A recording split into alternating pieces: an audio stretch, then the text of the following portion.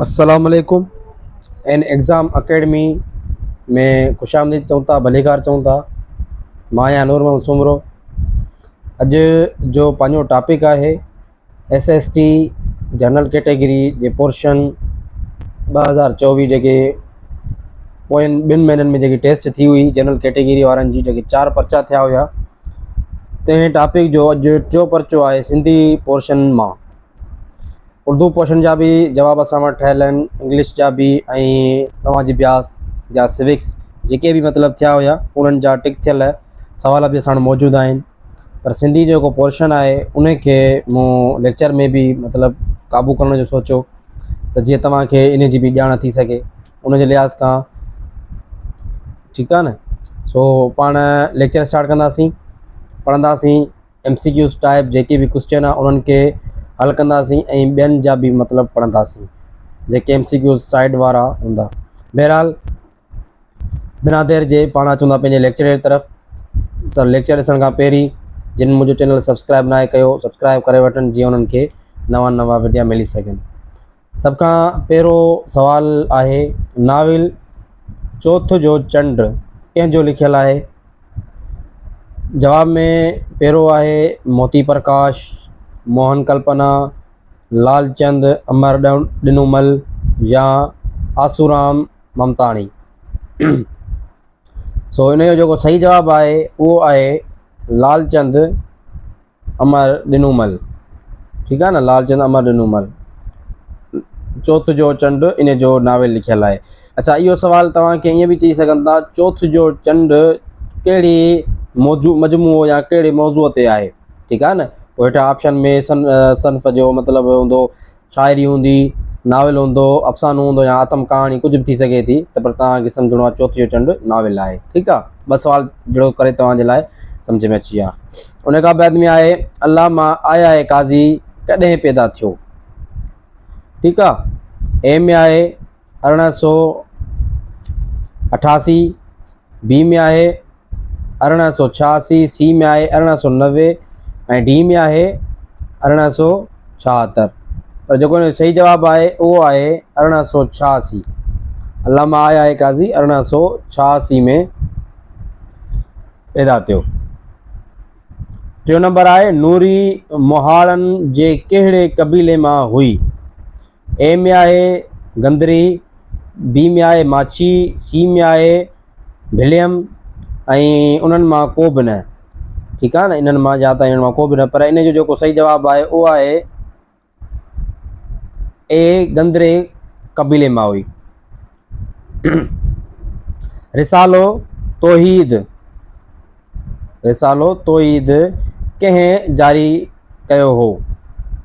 ए में आहे मौलाना दीन मोहम्मद वफ़ाई, मौलाना अबुल कलाम आज़ाद, ताज मोहम्मद अमरोटी या इन्हनि मां को बि न। हिन जो सही जवाब आहे मौलाना दीन मोहम्मद वफ़ाई। तौहीद रिसालो मौलाना दीन मोहम्मद वफ़ाई कयो। तव्हां खां इहो भी पुछी सघनि था त तौहीद जेको मौलाना दीन मोहम्मद जारी कयो उहो छाजे मौज़ूअ ते आहे? अफ़सानो, कहाणी, सफ़रनामो या शाइरी या रिसालो, कुझु भी लिखियलु हूंदो। त तव्हांजो मतिलबु ज़हन में हुजे त उहो रिसालो आहे, तौहीद। ठीकु आहे। हाणे हिते 2 सवाल तव्हांजे ज़हन में अची विया हूंदा। अचूं था 5 नंबर ते, मां तव्हां ॾांहुं अॼु शाम ईंदुसि। ग्रामर जो सवाल आहे, हिन जुमिले में मां लफ़्ज़ ज़मीर जे कहिड़े क़िस्म सां तअल्लुक़ रखे थो? ज़मीर हाज़िर, ज़मीर ग़ाइब, ज़मीर मुतकल्लम या इन्हनि मां को बि न। हाणे पहिरीं ॻाल्हि त इहो ज़मीर जो कहिड़ो क़िसो आहे? हीउ ज़मीर जो अंग्रेज़ी में चइबो आहे पर्सनल, जेको मतिलबु पंहिंजे पाण लाइ इस्तेमालु थिए उहो आहे। हिन में फ़र्दर वरी 3 क़िस्म हूंदा आहिनि। हिकिड़ो जंहिंसां इंसान मुखातिब हूंदो आहे, हिकिड़ो उहो जंहिंजे बारे में ॻाल्हाइबो आहे, ऐं हिकु उहो जेको पाण ख़ुदि हूंदो आहे। ठीकु आहे। हाणे जेको मौजूदा हूंदो आहे उनखे चइबो आहे ज़मीर हाज़िर। ठीकु आहे, जंहिंसां पाण मुखातिब हुजूं।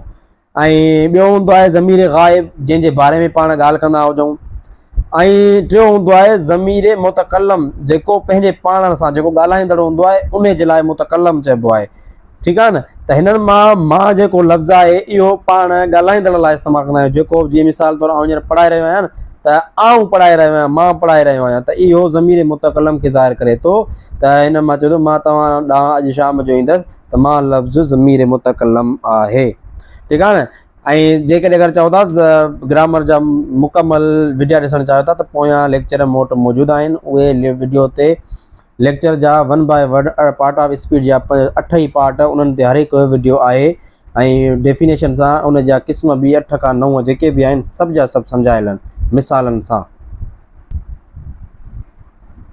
6 नंबर आहे इख़बारुल वहीद कंहिं जारी कई। इख़बार अल वहीद कंहिं जारी कई। ठीकु आहे न। ए में आहे परमानंद मेवारा, बी में आहे ताज मोहम्मद अमरोटी, सी में आहे मौलाना अबुल कलाम आज़ाद ऐं डी में आहे दीन मोहम्मद वफ़ाई। इख़बार अल वहीद दीन मोहम्मद वफ़ाई कई। ठीकु आहे, दीन मोहम्मद वफ़ाई जारी कई। किताब मुक़दमा लतीफ़ी कंहिं जो लिखियलु आहे। डॉक्टर नबी बख्श बलोच, डॉक्टर उमर बिन दाऊद पोटो, सी में डॉक्टर गरबख्शानी या डी मिर्ज़ा कलीच बेग। सो इहो जवाबु आहे डॉक्टर गरबख्शानी। ठीकु आहे न। मुक़दमा लतीफ़ी डॉक्टर गरबख्शानी लिखियो। उमर बिन दाऊद पोटे हाणे हिन मुक़दमा लतीफ़ सरकार ते तक़रीबन 10-12 किताब लिखियल आहिनि। हर हिक जा पंहिंजा पंहिंजा मतिलबु क़िस्म जा किताब लिखियल आहिनि। उन जो बि हिकिड़ो मुकमल लेक्चर मुंहिंजो छॾियल आहे त कहिड़नि कहिड़नि शख़्सनि कहिड़ा कहिड़ा किताब लिखिया आहिनि। ठीकु आहे न। 8 नंबर आहे सिंधीअ में पहिरियों साहिब दीवान केरु हो। ग़ुलाम मोहम्मद गदा, अब्दुल करीम गदाई या मिर्ज़ा कलीच बेग या ख़लीफ़ो गुल मोहम्मद गुल। त सिंधीअ में पहिरियों साहिब दीवान गुल मोहम्मद गुल हो। ठीकु आहे न, गुल मोहम्मद गुल हो। 9 नंबर आहे सरजान मार्शल मोइन जे दड़े जी खोटाई कॾहिं शुरू कराई। ए में आहे 1923, बी में आहे 1922, सी में आहे 1930, डी में आहे 1943। सही जवाब हिन जो आहे 1922। ठीकु आहे न। किताब 9 नंबर सवाल आहे किताब तमदुन इस्लाम कंहिं जो लिखियलु आहे। ए में आहे भेरूमल महर चंद आडवाणी, करीम बख्श चन्ना, लाल चंद अमर डिनोमल या मौलाई शेदाई। पर तमदुन इस्लाम लिखियलु आहे करीम बख्श चन्ना जो। सही जवाब हिन जो आहे करीम बख्श चन्ना जो लिखियलु आहे तमदुन इस्लाम। 10 सवाल अॼु जा पूरा थिया, मुकमल थी वियो लेक्चर। अहिड़ा ॿिया वीडियो ॾिसण में मिलंदा, ॾिसंदा रहो असांजो यूट्यूब चैनल ऐं लाइक्स कमेंट्स शेयर ज़रूरु कजो, जीअं तव्हांजे रिस्पॉन्स जो असांखे